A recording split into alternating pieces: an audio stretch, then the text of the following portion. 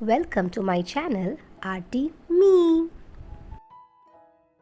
इस बार जब मैं अपनी भाभी से मिली तो उन्होंने कहा कि आप तो कई सारे क्राफ्ट बना लेती हैं क्योंकि आपको ड्राइंग आती है, पर मुझे तो बिल्कुल नहीं आती। तो मैं अपने घर को कैसे सजाऊं और मैं अपनी बेकार चीज़ों को कैसे इस्तेमाल करूं।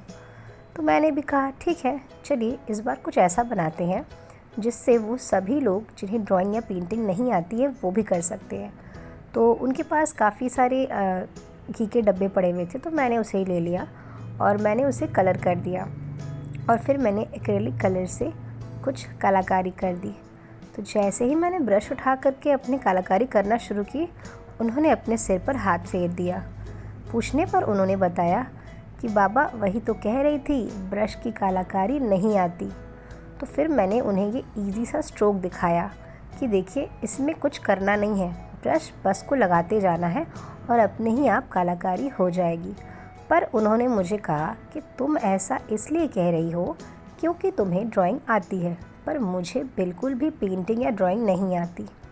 तो उनके कहने पर मैंने उन्हें कहा कि ठीक है, आप निराश मत होइए, मैं आपके लिए भी कुछ आसान सा बताती हूँ। तो फिर मैंने उनके लिए इसी केन को फिर से रिक्रिएट किया और फिर जा कर के मैंने उन्हें ये सारे डिज़ाइंस दिखाए। तो मैंने इसे बनाने के लिए एक पतली सीक ले ली जिसके पीछे नॉर्मल कोल सा था। तो मैंने उस काठी को ले कर के अपने कलर में डिप करके उसी से डॉट डॉट बनाने लगी और उसे ऐसे डॉट बनाया जैसे कि वो फूल के आकार में आ गया है, जैसा कि आप अपने स्क्रीन पर देख पा रहे हैं। मैंने किसी में 5 या अधिकतम 6 डॉट्स दे करके ये फ्लावर्स बनाए हैं, जो बहुत ही सरल पद्धति से दिखाया हुआ है। और इसी सरल तरह से मैंने केन पर पूरे इसी तरह के डॉट से फ्लावर्स बना दिए हैं।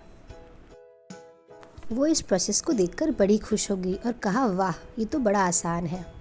तो मैंने जल्दी झटपट उन्हें सारे कंप्लीट करके दिखा दिए, पर उनका मन इसमें कहाँ ही मानने वाला था।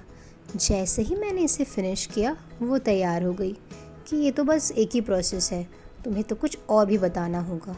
तो मैंने कहा ठीक है, मैं आपके लिए दूसरा केन भी बना के दिखाती हूँ। उस पर भी मैंने इसी तरह से एक्रेलिक कलर से कलर कोटिंग कर दिया और फिर ऊपर की जगह जब मैंने कलर करना चाहा तो उन्होंने मुझे कहा नहीं, आप ब्रश यूज़ नहीं कर सकती।